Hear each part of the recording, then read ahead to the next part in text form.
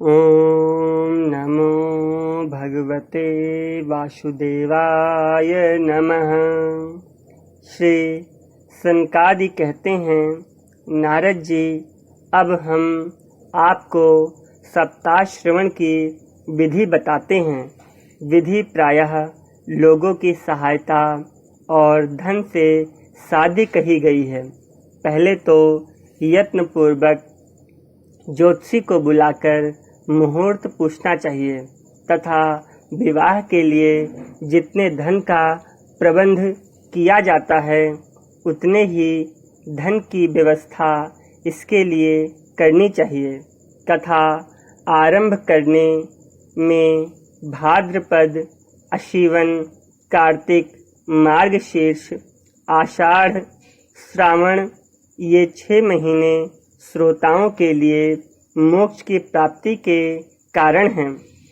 देव ऋषि इन महीनों में भी भद्रा, व्यतिपात आदि कुयोगों को सर्वथा त्याग देना चाहिए तथा दूसरे लोग जो उत्साही हों उन्हें अपना सहायक बना लेना चाहिए। फिर प्रयत्न करके देश देशांतरों में यह संवाद भेजना चाहिए कि यहाँ कथा होगी, सब लोगों को सपरिवार पधारना चाहिए। स्त्री और शूद्रादि भगवत कथा एवं संकीर्तन से दूर पड़ गए हैं, उनको भी सूचना हो जाए, ऐसा प्रबंध करना चाहिए।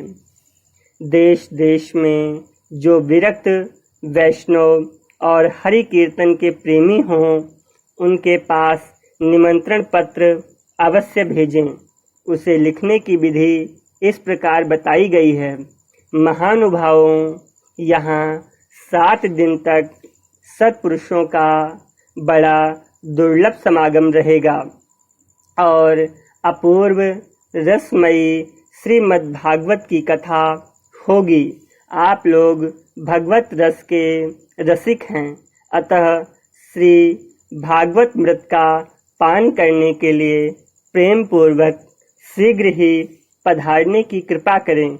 यदि आपको विशेष अवकाश न हो तो भी एक दिन के लिए तो अवश्य ही कृपा करनी चाहिए, क्योंकि यहाँ का तो एक क्षण भी अत्यंत दुर्लभ है। इस प्रकार विनय पूर्वक उन्हें निमंत्रित करें और जो लोग आएं उनके लिए यथोचित निवास स्थान का प्रबंध करें। कथा का श्रवण किसी तीर्थ में, वन में अथवा अपने घर पर भी अच्छा माना गया है। जहाँ लंबा चौड़ा मैदान हो वहीं कथा स्थल रखना चाहिए। भूमि का शोधन, मार्जन और लेपन करके रंग बिरंगी धातुओं से चौक पूरे। घर की सारी सामग्री उठाकर एक कोने में रख दें। 5 दिन पहले से ही यत्न पूर्वक बहुत से बिछाने के वस्त्र एकत्र कर लें तथा केले के खंभों से सुशोभित एक ऊंचा मंडप तैयार कराएं।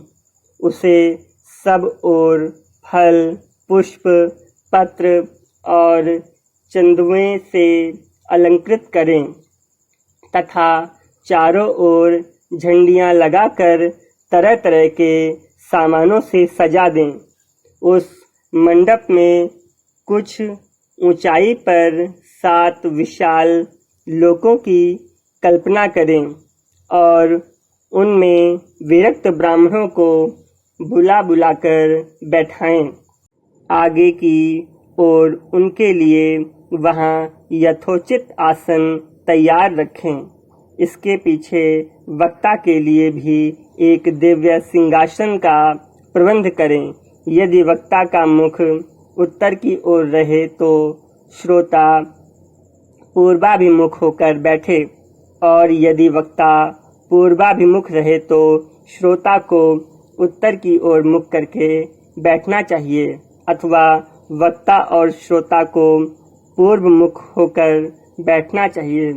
देश, काल, आदि को जानने वाले महानुभावों ने श्रोता के लिए ऐसा ही नियम बताया है जो वेद शास्त्र की स्पष्ट व्याख्या करने में समर्थ हो, तरह तरह के दृष्टांत दे सकता हो तथा विवेकी और अत्यंत निष्प्रह हो। ऐसे विरक्त और विष्णु भक्त ब्राह्मण को वक्ता बनाना चाहिए। श्रीमद् भागवत के प्रवचन में ऐसे लोगों को नियुक्त नहीं करना चाहिए जो पंडित होने पर भी अनेक धर्मों के चक्कर में पड़े हुए स्त्री लंपट एवं पाखंड के प्रचारक हों। वक्ता के पास ही उसकी सहायता के लिए एक वैसा ही विद्वान और स्थापित करना चाहिए, वह भी सब प्रकार के संशयों की निवृत्ति करने में समर्थ और लोगों को समझाने में कुशल हो। कथा प्रारंभ के दिन से एक दिन पूर्व व्रत ग्रहण करने के लिए वक्ता को क्षौर करा लेना चाहिए तथा अरुणोदय के समय शौच से निवृत्त होकर अच्छी तरह स्नान करे और संध्यादि अपने नित्य कर्मों को संक्षेप से समाप्त करके कथा के विघ्नों की निवृत्ति के लिए गणेश जी का पूजन करे।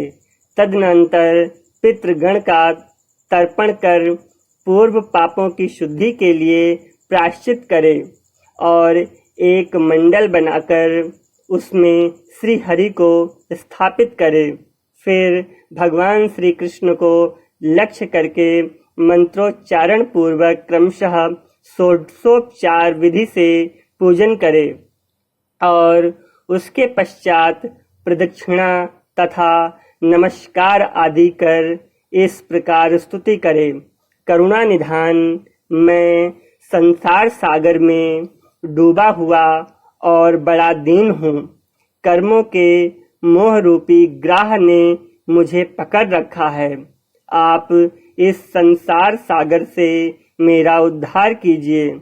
इसके पश्चात धूप दीप आदि सामग्रियों से श्रीमद् भागवत की भी बड़े उत्साह और प्रीति पूर्वक विधि विधान से पूजा करें। फिर पुस्तक के आगे नारियल रखकर नमस्कार करें और प्रसन्न चित्त से इस प्रकार स्तुति करें। श्रीमद् भागवत रूप में आप साक्षात श्री कृष्ण ही विराजमान हैं।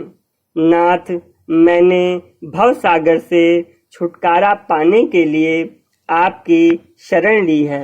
मेरा यह मनोरथ आप बिना किसी विघ्न बाधा के सांगोपांग पूरा करें। केशव, मैं आपका दास हूँ। इस प्रकार दीन वचन कहकर फिर वक्ता का पूजन करें। उसे सुंदर वस्त्राभूषणों से विभूषित करें और फिर पूजा के पश्चात उसकी इस प्रकार स्तुति करें। सुख स्वरूप भगवन, आप समझाने की कला में कुशल और सब शास्त्रों में पारंगत हैं। कृपया इस कथा को प्रकाशित करके मेरा अज्ञान दूर करें। फिर अपने कल्याण के लिए प्रसन्न पूर्वक उसके सामने नियम ग्रहण करें और 7 दिनों तक यथाशक्ति उसका पालन करें। कथा में विघ्न न हो इसके लिए 5 ब्राह्मणों को और वरण करें। वह 12 अक्षर मंत्र द्वारा भगवान के नामों का जप करें। फिर ब्राह्मण अन्य विष्णु भक्त एवं कीर्तन करने वालों को नमस्कार करके उनकी पूजा करें और उनकी आज्ञा पाकर स्वयं भी आसन पर बैठ जाएं। जो पुरुष लोग संपत्ति, धन, घर और पुत्रादि की चिंता छोड़कर शुद्ध चित्त से केवल कथा में ही ध्यान रखता है, उसे इसके श्रवण का उत्तम फल मिलता है। बुद्धिमान वक्ता को चाहिए कि सूर्योदय से कथा आरंभ करके 3:30 पहर तक मध्यम स्वर से अच्छी तरह कथा बाँचे। दोपहर के समय 2 घड़ी तक कथा बंद रखे। उस समय कथा के प्रसंग के अनुसार वैष्णवों को भगवान के गुणों का कीर्तन करना चाहिए। व्यर्थ बातें नहीं करनी चाहिए। कथा के समय मल मूत्र के वेग को काबू में रखने के लिए अल्पाहार सुखकारी होता है। इसलिए श्रोता केवल एक ही समय हविष्यान भोजन करे। यदि शक्ति हो तो 7 दिन निराहार रहकर कथा सुने अथवा केवल घी या दूध पीकर सुखपूर्वक श्रवण करे अथवा फलाहार या एक समय भोजन करे। जिससे जैसा नियम सुभीते से सध सके उसी को कथा श्रवण के लिए ग्रहण करे। मैं तो उपवास की अपेक्षा भोजन करना अच्छा समझता हूँ, यदि वह कथा श्रवण में सहायक हो। यदि उपवास से श्रवण में बाधा पहुँचती हो तो वह किसी काम का नहीं। नारद जी नियम से सप्ताह सुनने वाले पुरुषों के नियम सुनिए। विष्णु भक्ति की दीक्षा से रहित पुरुष कथा श्रवण का अधिकारी नहीं है। जो पुरुष नियम से कथा सुने उसे ब्रह्मचर्य से रहना, भूमि पर सोना और नित्य प्रति कथा समाप्त होने पर पत्तल में भोजन करना चाहिए। दाल, मधु, तेल, गरिष्ठ अन्न, भाव दूषित पदार्थ और बासी अन्न, इनका उसे सर्वदा ही त्याग करना चाहिए। काम, क्रोध, मद, मान, मत्सर, लोभ, दंभ, मोह और द्वेष को तो अपने पास भी नहीं फटकने देना चाहिए। वह वेद, वैष्णव, ब्राह्मण, गुरु, गौसेवक तथा स्त्री, राजा और महापुरुषों की निंदा से भी बचे। नियम से कथा सुनने वाले पुरुष को रजस्वला स्त्री, अत्यंत म्लेच्छ, पतित, गायत्रीहीन, द्विज, ब्राह्मणों से द्वेष करने वाले तथा वेद को न मानने वाले पुरुषों से बात नहीं करनी चाहिए। सर्वदा सत्य, शौच, दया, मौन, सरलता, विनय और उदारता का बर्ताव करना चाहिए। धनहीन, क्षय रोगी, किसी अन्य रोग से पीड़ित, भाग्यहीन, पापी, पुत्रहीन और मुमुक्षु भी ये कथा श्रवण करे। जिस स्त्री का रजोदर्शन रुक गया हो, जिसके एक ही संतान होकर रह गई हो, जो बांझ हो, जिसकी संतान होकर मर जाती हो अथवा जिसका गर्भ न रहता हो, वह यत्न पूर्वक इस कथा को सुने। ये सब यदि विधिवत कथा सुने तो इन्हें अक्षय फल की प्राप्ति होती है। यह अत्युत्तम दिव्य कथा करोड़ों यज्ञों का फल देने वाली है। स्त्रियों के लिए ये कथा विशेष फलदायक है। जिस स्त्री के संतान न हो वह संतान प्राप्ति के लिए इस उत्तम कथा का श्रवण करे। भगवान श्री कृष्ण की कृपा से उसे संतान की प्राप्ति होती है। यह अत्युत्तम दिव्य कथा करोड़ों यज्ञों का फल देने वाली है। इस प्रकार इस व्रत की विधियों का पालन करके फिर उद्यापन करें। जिन्हें इसके विशेष फल की इच्छा हो वह जन्माष्टमी व्रत के समान ही इस कथा व्रत का उद्यापन करें। किंतु जो भगवान के अकिंचन भक्त हैं उनके लिए उद्यापन का कोई आग्रह नहीं है। वह श्रवण से ही पवित्र हैं, क्योंकि वे तो निष्काम भगवत भक्त हैं। इस प्रकार जब सप्ताह यज्ञ समाप्त हो जाए तब श्रोताओं को अत्यंत भक्तिपूर्वक श्रीमद्भागवत महापुराण और वक्ता की पूजा करनी चाहिए। फिर वक्ता श्रोताओं को प्रसाद, तुलसी और प्रसादी मालाएं दें तथा सब लोग मृदंग और झांझ की मनोहर ध्वनि से सुंदर कीर्तन करें। जय जयकार, नमस्कार और शंख ध्वनि का घोष कराएं तथा ब्राह्मण और याचकों को धन और अन्न दें। श्रोता विरक्त हो तो कर्म की शांति के लिए दूसरे दिन गीता पाठ करे। गृहस्थ हो तो हवन करे। उस हवन में 10वें स्कंध का एक एक श्लोक पढ़कर विधि पूर्वक खीर, मधु, घृत, तिल और अन्नादि सामग्रियों से आहुति दे अथवा एकाग्र चित्त से गायत्री मंत्र द्वारा हवन करे, क्योंकि तत्वतः यह महापुराण गायत्री स्वरूप ही है।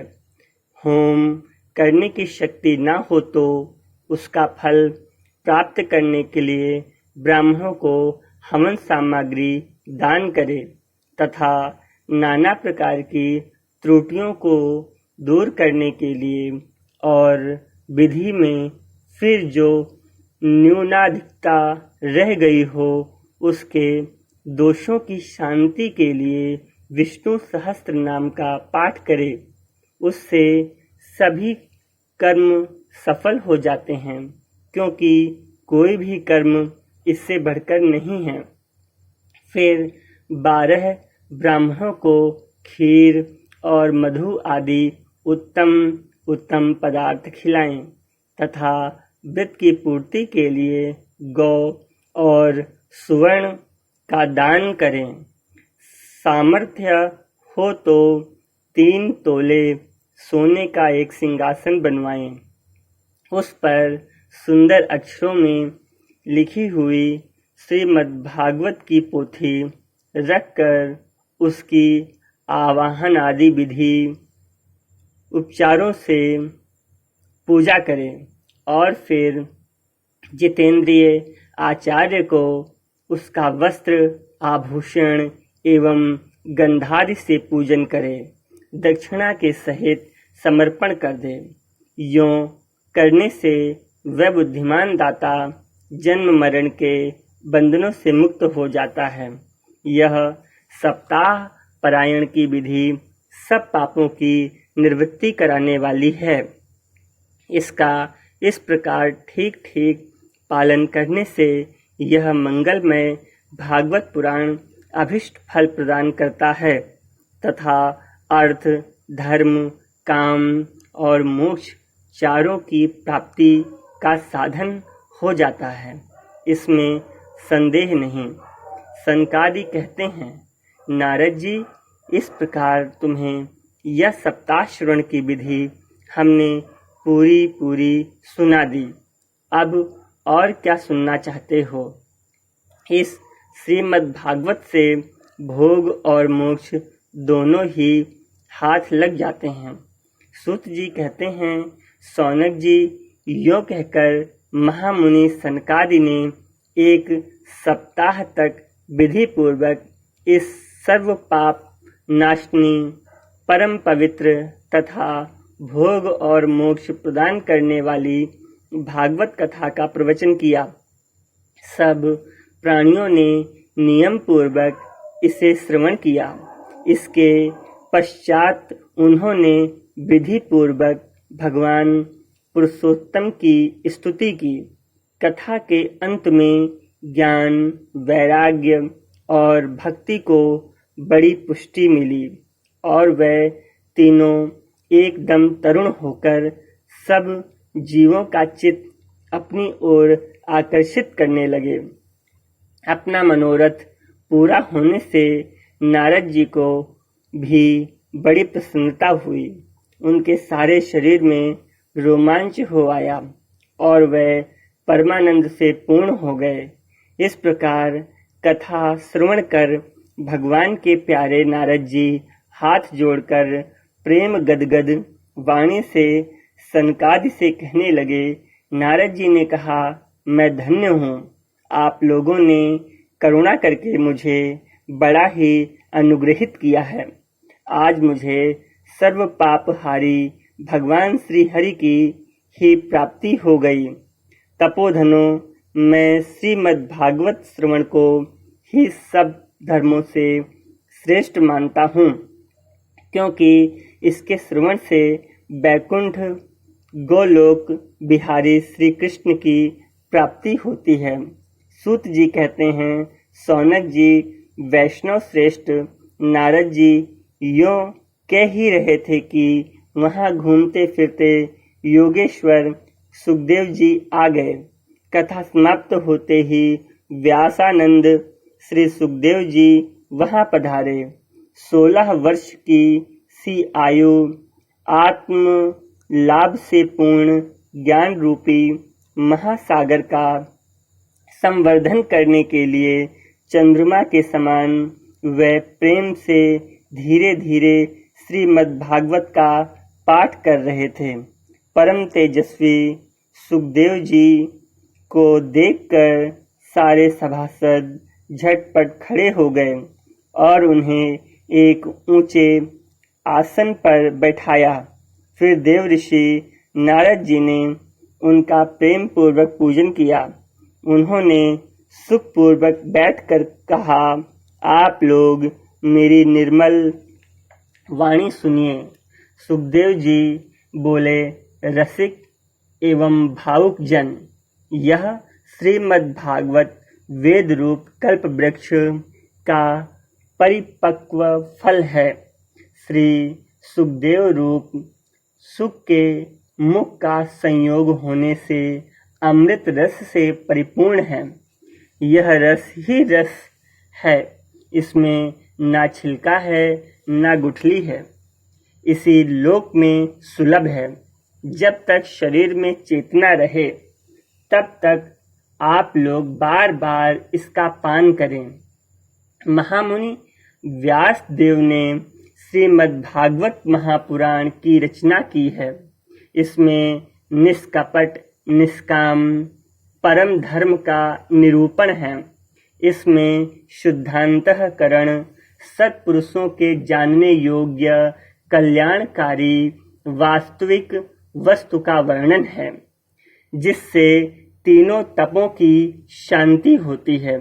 इसका आश्रय लेने पर दूसरे शास्त्र अथवा साधन की आवश्यकता नहीं रहती।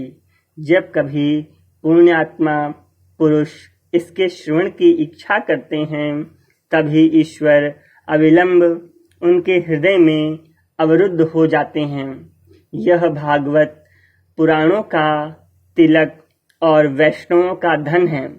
इसमें परमहंसों के प्राप्य विशुद्ध ज्ञान का ही वर्णन किया गया है तथा ज्ञान, वैराग्य और भक्ति के सहित निवृत्ति मार्ग को प्रकाशित किया गया है।